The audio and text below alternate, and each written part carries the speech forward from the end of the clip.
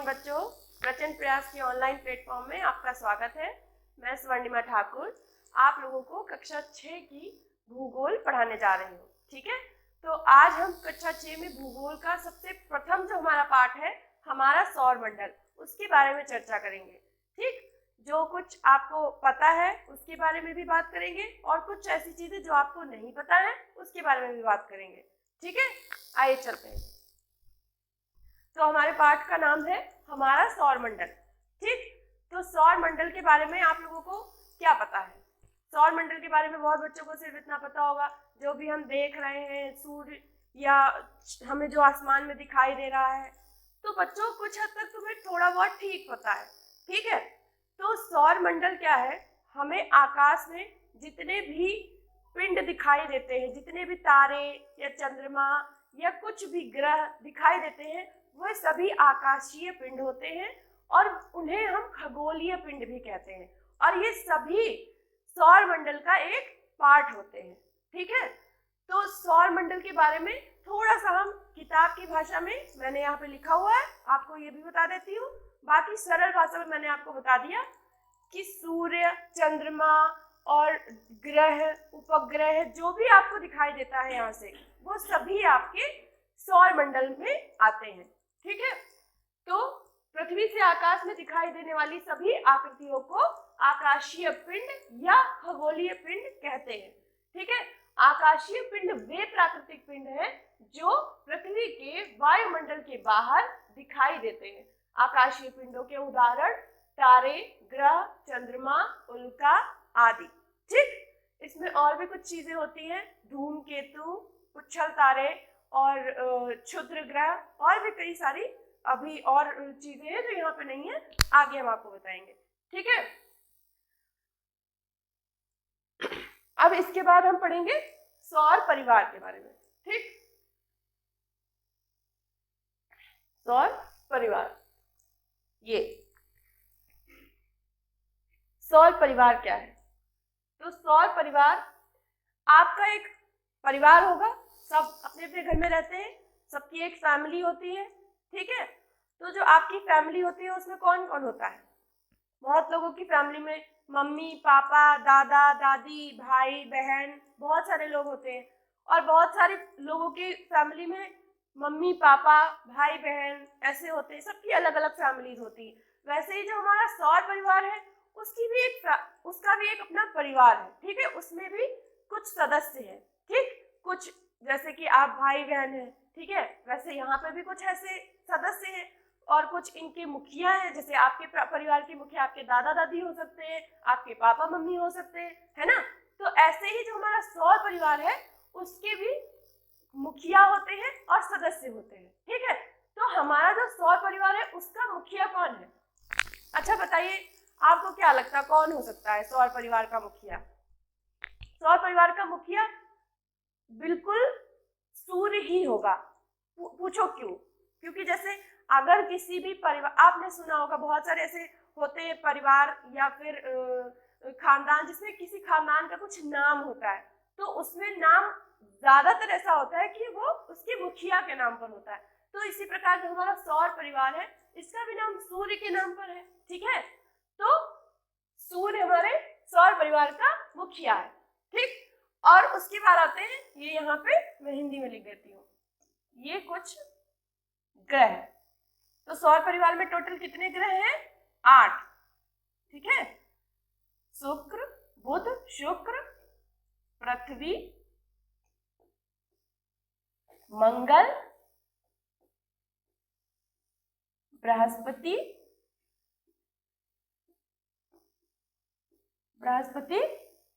बच्चों आप ये सब नोट करते चलेंगे साथ साथ में। ठीक है, सुनेंगे भी, और जब मैं नोट कराऊंगी तो नोट भी करेंगे। ठीक है, शनि, अरुण, वरुण, ये सौर परिवार में 8 ग्रह हैं।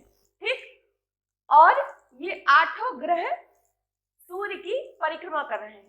ठीक, इसके बारे में भी मैं फिर से आपको आगे बताऊंगी जब मैं आपको ग्रहों के बारे में पढ़ाऊंगी।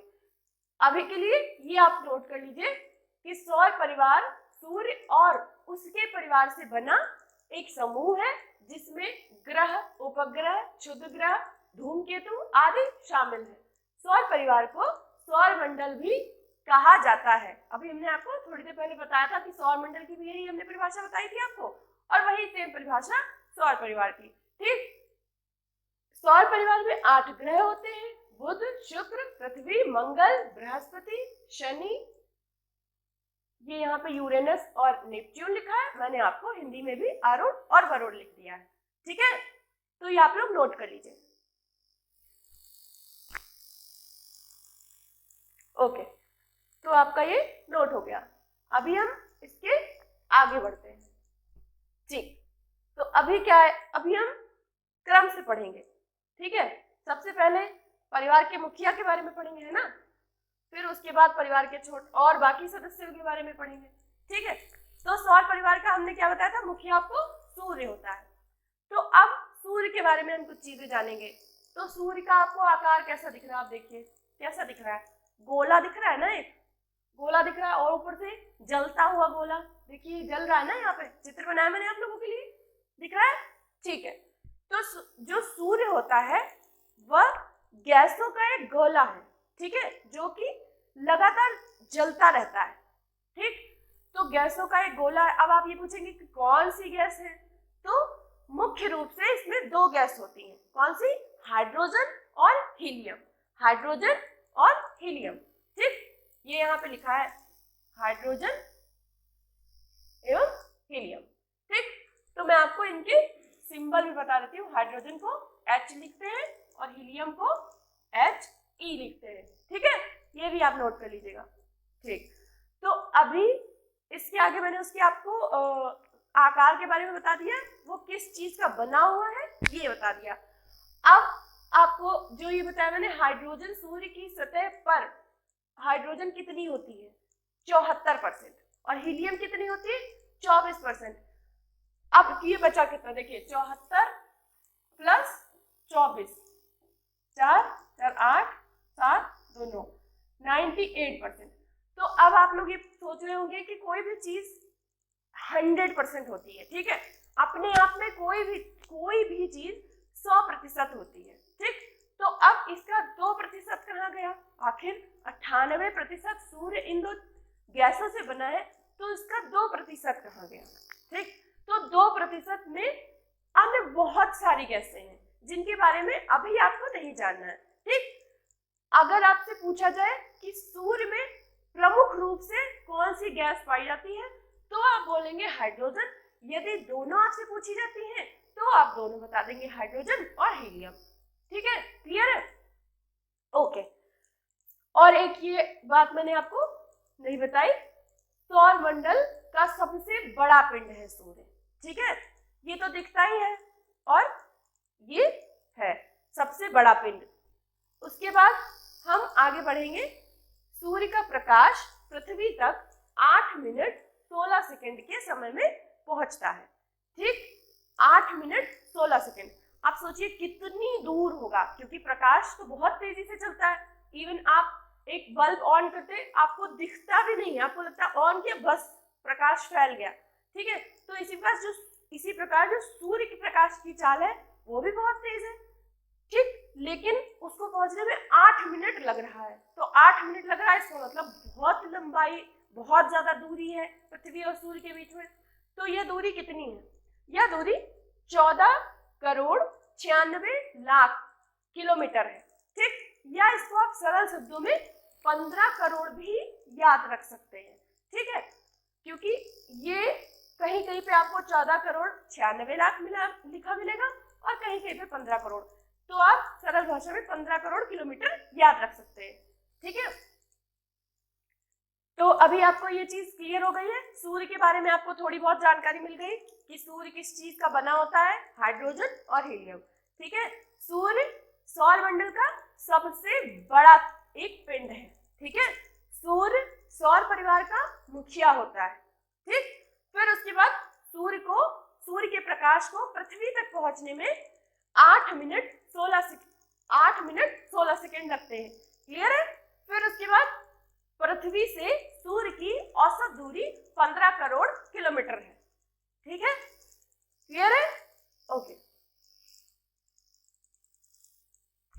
और आप लोग पॉइंट नोट कर लीजिए कि सूर्य का प्रकाश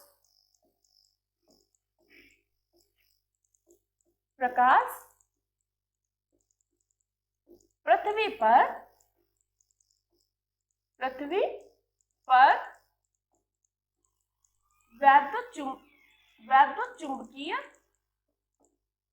वैद्युत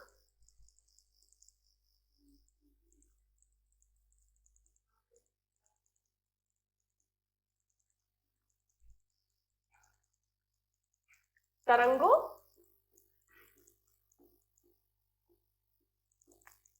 के सूर्य का प्रकाश पृथ्वी पर वैद्युत चुंबकीय तरंगों के रूप में पहुंचता है।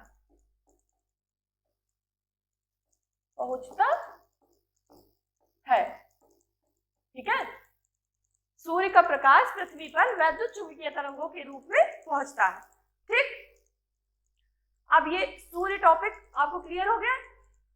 ये आप नोट कर लीजिए एक लाइन, और ये तो मेन आपने नोट कर लिया होगा। अगर नहीं नोट किया है तो आप स्क्रीनशॉट ले लीजिए, बाद में नोट कर लीजिएगा। ठीक है, हम आगे बढ़ते हैं। अब हम इसके आगे, सूर्य के आगे, देखिए मुखिया के बारे में हमने बात कर ली, अब हम परिवार के सदस्यों के बारे में बात करेंगे। ठीक, तो सूर्य के बाद सबसे मेन खास ग्रह है। ठीक, तो इसके बाद हम ग्रहों के बारे में बात करेंगे।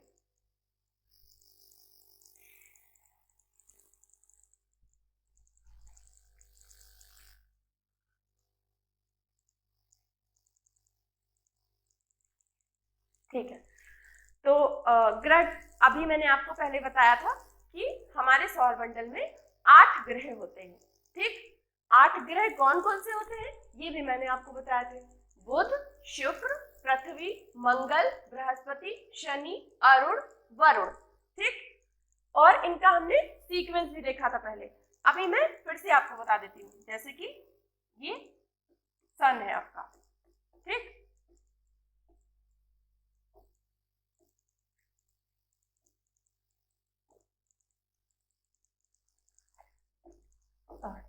ठीक, ये आपका सन है। तो सन के सबसे पास में कौन सा है? ये आपका सूरज है, सन। ठीक, उसके सबसे पास में बुध, उसके बाद शुक्र, उसके बाद पृथ्वी,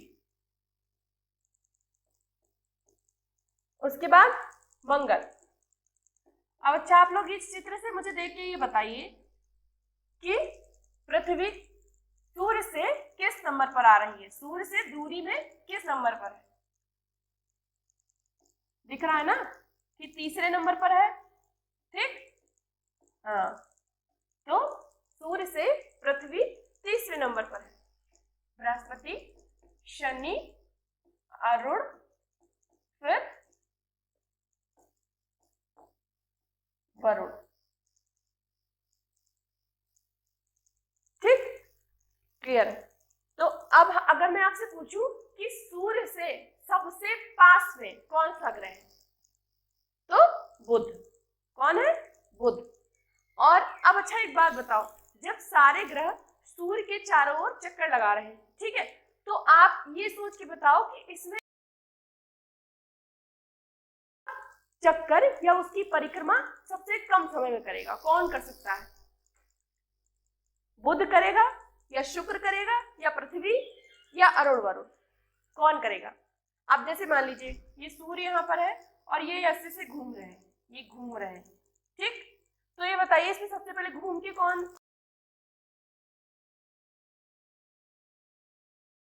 बुध, क्योंकि सबसे पास में सूर्य के बुध है। ठीक है, तो बुध को घूमने में सबसे कम टाइम लगेगा, है ना, तो सबसे जल्दी बुध। ठीक, ये चीज क्लियर है आपको? ओके, अब ये मैंने यहाँ पे इनके कलर्स लिखे हुए हैं, ये मैंने चित्र भी बना दिया है, आपको बहुत क्लियर दिख भी जाएगा। ठीक है, तो बुध का कलर क्या है? देखिए यहाँ पे हिंदी में नाम लिखे हुए हैं, मैं इंग्लिश में लिखे हुए हैं, मैं आपको हिंदी में बता रही हूँ। ठीक, आपको दोनों पता होने चाहिए, इससे आप इंग्लिश भी लिखेंगे और हिंदी भी लिखेंगे, मैंने दोनों लिख दिए हैं आपके लिए। ठीक है, तो ये बुध यानी मरकरी। मरकरी का कलर क्या होता है? ब्राउन। ब्राउन मतलब भूरा। ठीक है, उसके बाद शुक्र, शुक्र का कलर क्या होता है? लाइट येलो, मतलब हल्का पीला। ठीक, फिर उसके बाद पृथ्वी।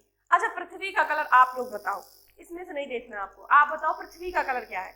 बहुत लोगों ने सुना होगा, पता होगा। पृथ्वी का कलर कैसा होता है? पृथ्वी का रंग नीला है। नीला क्यों है? पृथ्वी को नीला ग्रह क्यों कहते हैं, या पृथ्वी का रंग नीला क्यों है? क्योंकि जब भी हम अंतरिक्ष से पृथ्वी को देखते हैं तो पृथ्वी का रंग नीला दिखाई देता है। अब इसका कारण क्या है? क्योंकि पृथ्वी पर 70% पानी है और वो पानी अंतरिक्ष से नीला दिखाई देता है। तो अगर 70% पानी है तो ज्यादा जो पार्ट है वही ऊपर से ज्यादा दिखेगा। ठीक है, तो नीला दिखता है, इसलिए नीला और हरा। हरा का एक रीजन ये भी है क्योंकि यहाँ पर पेड़ पौधे और जीवन है, इस वजह से ये हरा भी दिखाई देता है। ठीक है, फिर उसके बाद आता है मंगल। मंगल है लाल और भूरा।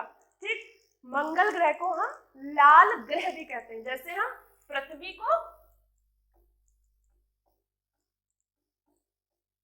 नीला ग्रह कहते हैं, उसी प्रकार से हम मंगल को लाल ग्रह भी कहते हैं, लाल ग्रह। ठीक, उसके बाद आता है बृहस्पति यानी कि जुपिटर। इसमें मैंने क्या लिखा? व्हाइट लाइनिंग्स ऑन पिंक, मतलब इसका रंग पीला है। ये देखो इसके ऊपर लेकिन ऐसे ऐसे लाइंस दिख रहे हैं, ये जो लाइंस है ये हल्का व्हाइट है। ठीक है, तो इसमें व्हाइट लाइनिंग्स ऑन पिंक, मतलब गुलाबी रंग पर सफेद पट्टियां। ठीक, ऐसा दिखता है जुपिटर या बृहस्पति। उसके बाद आता है शनि, हमारा सैटर्न।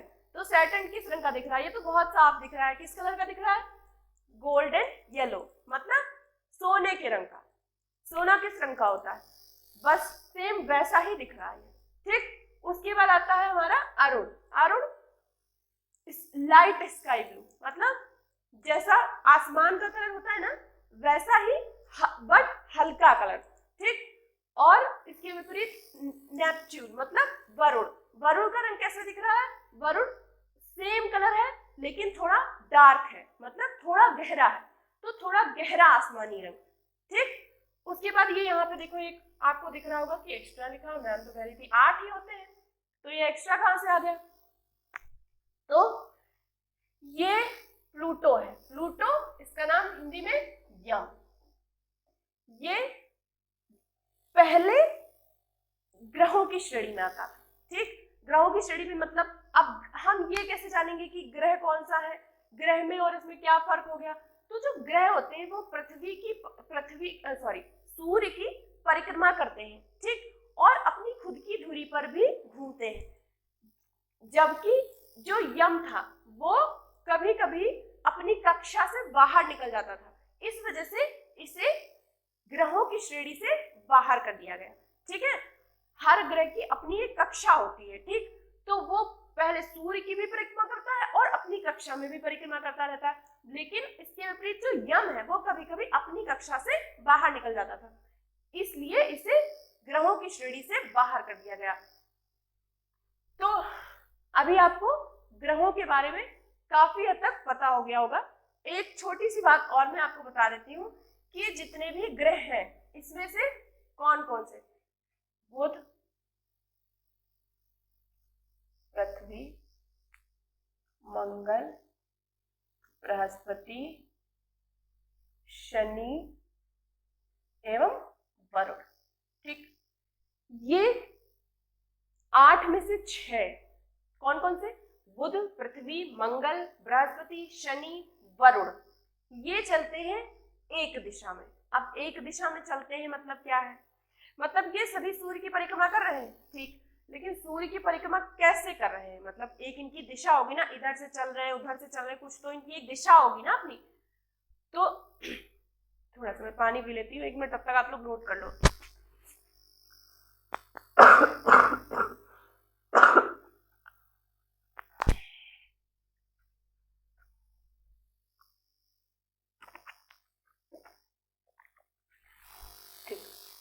तो ये दिशा किस दिशा में गति कर रहे हैं? तो आप लोग ये बताइए, आप लोगों ने घड़ी देखी है? सबके घर में घड़ी होगी। ठीक है, किसी के पास हाथ वाली भी होगी, कलाई में भी बांधता होगा, किसी के घर में दीवार में भी होगी, दीवार में तो लगभग सबके घर में होती है। ठीक, तो अब ये देखिए कि घड़ी की सुई किधर किधर से किधर को घूमती है। तो जब आप देखेंगे तो आपको पता चलेगा कि घड़ी की सुई ऐसे ऐसे घूमती है, ठीक, इधर से इधर। तो इधर से इधर मतलब इसको कहते हैं क्लॉकवाइज, ठीक, क्लॉकवाइज मतलब घड़ी क्लॉक घड़ी की दिशा में, ठीक, क्लॉकवाइज। तो क्लॉकवाइज मतलब अब आपको एक और चीज मैं बता देती हूँ कि ये मैप किसी ने देखा है? मैप में चारों दिशाएं पता है किसी को? ठीक है, पता है या नहीं पता मैं बता देती हूँ आपको। तो जो नीचे ये होता है दक्षिण, ऊपर उत्तर, ठीक, इधर पूरब, ये पश्चिम,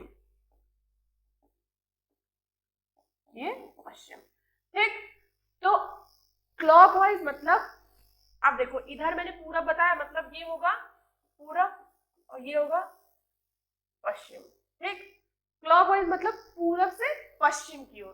तो जो ये 6 ग्रह हैं जो मैंने आपको पहले बताए थे, बुध, पृथ्वी, मंगल, बृहस्पति, शनि और एवं वरुण, ये चलते हैं पूर्व से पश्चिम की ओर, जबकि शुक्र और अरुण ये दो अलग दिशा में चलते हैं। अलग दिशा में मतलब ये इन सब के विपरीत, मतलब पश्चिम से पूरब की ओर, ठीक।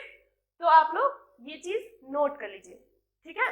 मैं एक लाइन बोल देती हूँ, आप लिख लीजिए कि शुक्र एवं अरुण को छोड़कर बाकी सभी ग्रह घड़ी की दिशा में यानी पूर्व से पश्चिम की ओर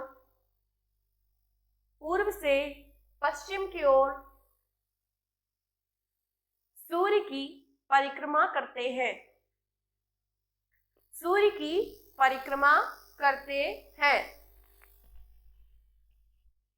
ठीक है, नोट कर लिया? ओके, ये आपका आई थिंक नोट हो गया होगा इतनी देर में, ठीक है। नहीं नोट हुआ है इसका स्क्रीनशॉट ले लीजिए, बाद में कर लीजिए, ठीक। ओके, मैं रफ कर रही हूँ, ठीक है। अब हम चलते हैं नेक्स्ट पेज पे। ग्रह हमारे हो गए। हाँ, अब ये आपका एक बहुत ही महत्वपूर्ण शब्द है, परिक्रमण और परिभ्रमण, ठीक है। तो परिक्रमण और परिभ्रमण में क्या फर्क है? ये दो शब्द बहुत ज्यादा कंफ्यूजन क्रिएट करते हैं, बहुत ज्यादा बच्चों को परेशान करते हैं ये शब्द, ठीक है। रेवोल्यूशन एंड रोटेशन, ठीक, इसको आप हिंदी और इंग्लिश दोनों में याद रखिए, ठीक है, आपके लिए आसानी होगी। तो अब मैंने अभी बताया था आपको कि सभी ग्रह सूर्य के चारों ओर परिक्रमा करते हैं, ठीक है।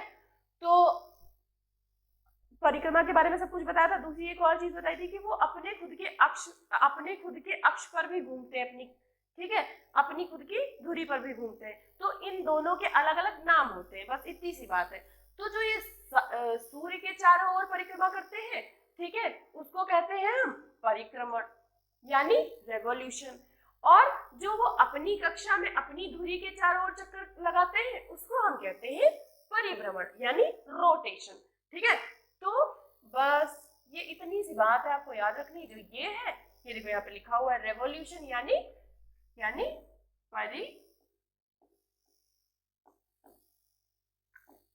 परिक्रमण, ठीक, और ये रोटेशन यानी परिभ्रमण, ठीक। बाकी ये मुझे ज्यादा कुछ, हाँ, ये पृथ्वी के बारे में एक फैक्ट है, ये मैं बता देती हूँ कि पृथ्वी जो अपना परिक्रमण यानी सूर्य के चारों ओर चक्कर लगाती है, उसमें उसे 365 दिन और 6 घंटे लगते हैं, ठीक, 365 दिन और 6 घंटे। बाकी जो उसका परिभ्रमण होता है यानी पृथ्वी जो अपनी खुद की धुरी पर घूमती है या चक्कर लगाती है, उसमें उसे 24 घंटे का समय लगता है। और ये जो 24 घंटा है, ये जो पृथ्वी को अपनी धुरी पर घूमना है, ठीक, इसी की वजह से दिन या रात की घटना होती है। क्या होती है? दिन या रात की घटना। किस वजह से होती है? पृथ्वी का अपनी धुरी पर घूमना यानी परिभ्रमण करना या रोटेशन करना, ये इसकी वजह से हमारे आसपास पृथ्वी पर दिन और रात की घटना होती है। ठीक है, क्लियर है? ये आप लोगों ने नोट कर लिया? ठीक, आगे बढ़ते हैं।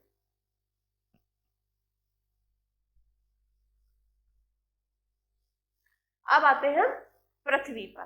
ठीक, तो पृथ्वी के बारे में बहुत कुछ आप लोगों को पता होगा। ये हमारी दिख रही है नीली और हरी पृथ्वी, देख लीजिए। ठीक है, बताया था मैंने, नीली और हरी दिखती है, ऐसी दिखती है। ठीक, पृथ्वी का आकार कैसा होता है आप लोगों को पता होगा। अच्छा, बहुत लोगों को पता होगा कि गोल होती है, पृथ्वी गोल है ना? पृथ्वी गोल है लेकिन गोल नहीं है पूरी तरीके से। ठीक, पृथ्वी का आकार, एक सेकेंड रुकिए।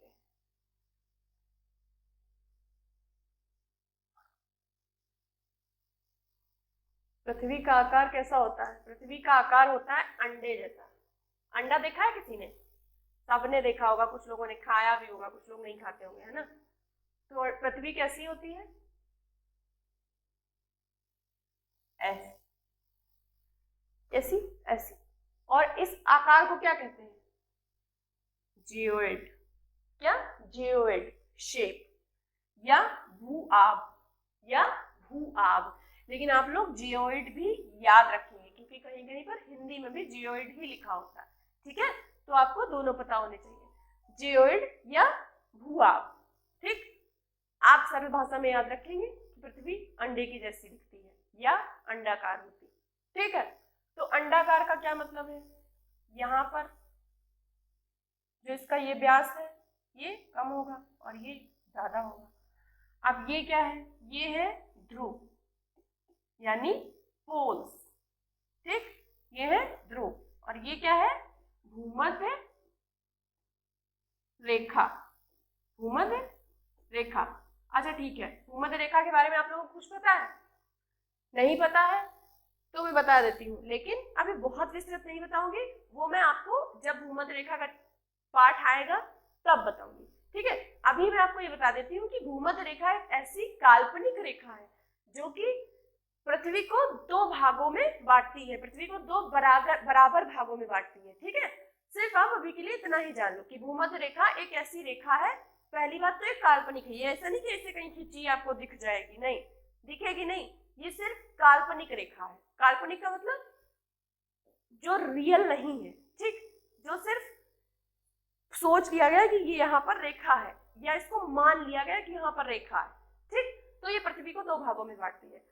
तो अब व्यास क्या होता है? व्यास एक जो मान लीजिए ये वृत्त है, ठीक, तो वृत्त के केंद्र से और उसके ये एक केंद्र से एक बाहर के शीर्ष कह सकते हैं या अरे मतलब सतह तक टच करता है, जहां पर इस दूरी को क्या कहते हैं? त्रिज्या। ठीक, और जब ये दोनों तरफ टच कर रहा है ऐसे, लेकिन शर्त ये है कि ये जो लाइन खींची गई, जो रेखा खींची गई, ये वृत्त के केंद्र से होकर गुजर रही हो, ठीक है, और दोनों तरफ टच कर रही हो, तो ये होती है व्यास। ठीक, ये क्या होती है? व्यास। तो अब यहाँ पर एक फैक्ट है, कहीं पर लिखा होगा मैंने, पृथ्वी का आकार अंडाकार है, पृथ्वी का घूर्णन इसे अपने अक्ष पर चपटा हुआ और भूमध्य रेखा के आसपास उभरा हुआ रखते। उभरा का मतलब थोड़ा सा फैला हुआ, चपटा का मतलब थोड़ा सा आपस में पास पास, है ना? तो ये आप क्लियर है? ठीक है, दूसरी बात, ये बात मैंने आपको पहले ही बता दी थी कि पृथ्वी एकमात्र ऐसा ग्रह है जहां पर अभी तक जीवन संभव है। ठीक, और सूर्य से दूरी के क्रम में तीसरा ग्रह है, ये भी मैंने आपको बता दिया था। ठीक है, लेकिन आकार में यह सौरमंडल का पांचवा सबसे बड़ा ग्रह है। मतलब 8 अगर ग्रह हैं तो इससे बड़े 4 और ग्रह हैं। ठीक है, ये 5वें नंबर पे आता है। ठीक, क्लियर? ओके, 70% पानी से घिरा हुआ है, ये हम आपको बता चुके हैं, ये हमें अब दोबारा बताने की जरूरत नहीं है, ये आप नोट कर लीजिए।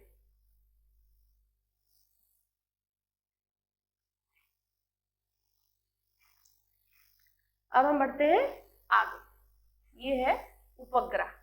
ठीक है, तो अब हमको ये बताइए, ग्रह के बारे में तो आपको याद हो गया होगा, पता हो गया होगा, मैंने अभी बता दिया। तो जैसे ग्रह सूर्य की परिक्रमा करते हैं, ठीक, और अपनी दूरी पर घूमते हैं, सेम बिल्कुल उसी तरह उपग्रह क्या करते हैं, वो ग्रहों के चारों ओर घूमते हैं।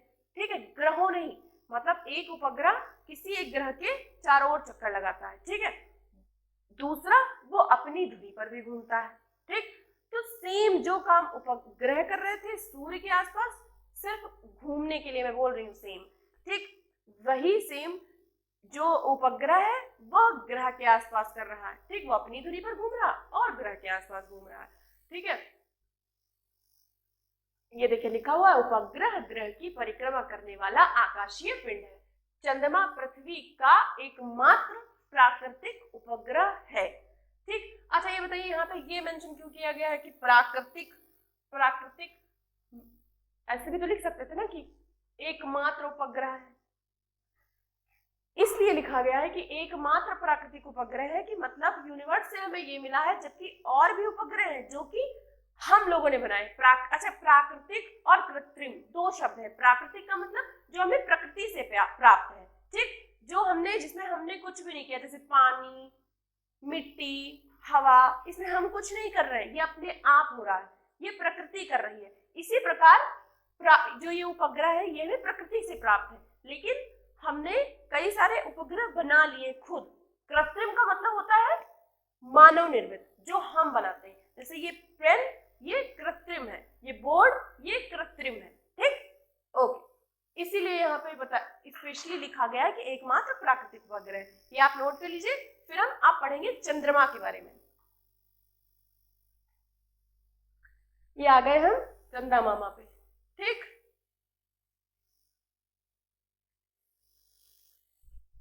ठीक है, तो अब देखिए सबसे पहली लाइन, यह सौर मंडल का 5वां सबसे बड़ा उपग्रह है।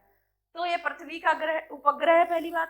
ठीक, पृथ्वी से इसकी कुछ तो सिमिलैरिटी होगी ना, तो जैसे पृथ्वी 5वां सबसे बड़ा ग्रह है, उसी प्रकार से जो चंद्रमा है वो 5वां सबसे बड़ा उपग्रह है।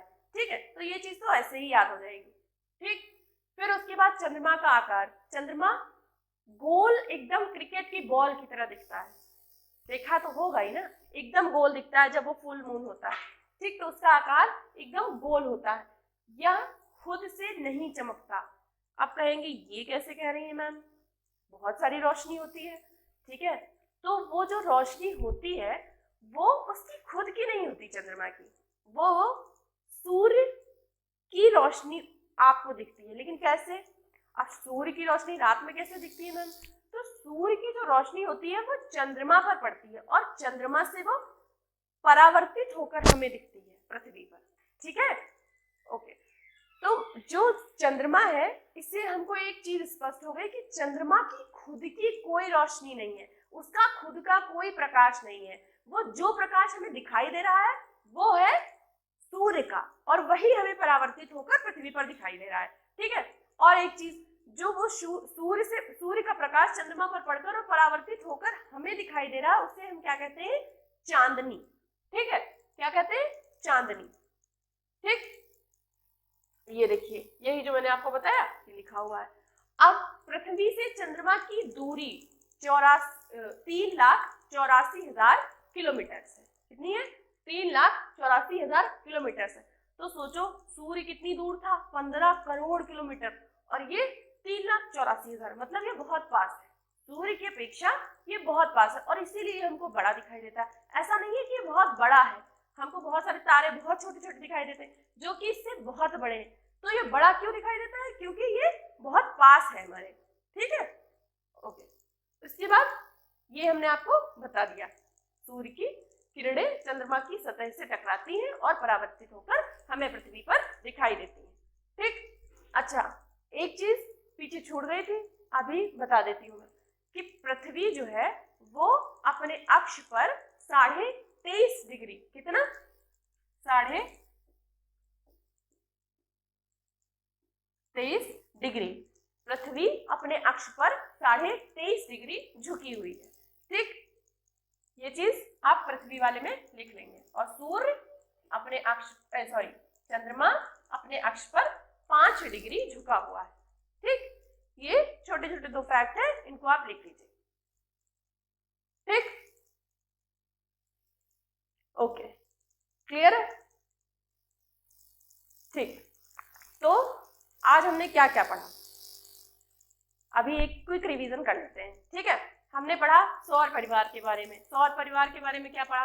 सौर परिवार का मुखिया हमारा सूर्य होता है, 8 ग्रह होते हैं, बुध, शुक्र, पृथ्वी, मंगल, बृहस्पति, शनि, अरुण, वरुण। ठीक, इसमें मैंने आपको ये बताया कि सभी ग्रह सूर्य के चारों ओर परिक्रमा करते हैं, अपनी धुरी पर भी घूमते हैं। ठीक है, फिर उसके बाद आता है ग्रहों में सबसे पास ग्रह कौन सा है? वो है बुध, सूर्य से सबसे पास में बुध है। ठीक, दूसरी बात जो मैंने आपको एक चीज और बताई नहीं कि शुक्र और पृथ्वी को जुड़वा ग्रह कहते हैं। ठीक, आप ये चीज नीचे नोट डाउन कर लीजिए, पृथ्वी और शुक्र को जुड़वा ग्रह कहते हैं। क्यों कहते हैं जुड़वा ग्रह? क्योंकि जो पृथ्वी और शुक्र है इनका आकार लगभग समान है, इनकी बहुत सारी चीजें समान है, इनका लगभग परिक्रमण जो काल है वो भी समान होता है, इसलिए ये जुड़वा ग्रह कहलाते हैं। ठीक है, उसके बाद हमने पढ़ा इनकी परिक्रमण किस दिशा में करते हैं। ठीक, तो ये किस दिशा में परिक्रमण करते हैं? शुक्र और अरुण को छोड़कर बाकी सभी क्लॉकवाइज घूमते हैं। ठीक, कैसे घूमते हैं? क्लॉकवाइज। ठीक, बाकी के ग्रह 2 जो बचे शुक्र और अरुण वो एंटी क्लॉकवाइज। कैसे? Anti clockwise. ठीक है, उसके बाद आते हैं उपग्रह पर। उपग्रह में क्या पढ़ा हमने? जो उपग्रह है वो ग्रह के चक्कर लगाता है और अपनी दूरी पर घूमता है। ठीक, पृथ्वी का एकमात्र प्राकृतिक उपग्रह है जिसका नाम चंद्रमा है। आप लोगों ने देखा ही है, चंद्रमा पृथ्वी से थोड़ा पास होता है इसलिए हमें बहुत बड़ा दिखाई देता है, और बहुत सारे तारे जो कि हमको बहुत छोटे दिखाई देते हैं लेकिन वो बहुत बड़े होते हैं, वो हमें छोटे इसलिए दिखाई देते हैं क्योंकि वो बहुत दूर होते हैं। ठीक है, तो आज के लिए मेरे हिसाब से इतना काफी है, और आप लोगों को आई होप ये सब क्लियर हो गया हो। ठीक है, जो भी आपको क्लियर नहीं हुआ वो आप हमसे बाद में पूछ सकते हैं। ठीक है, थैंक यू। जय हिंदी, जय हिंदुस्तान।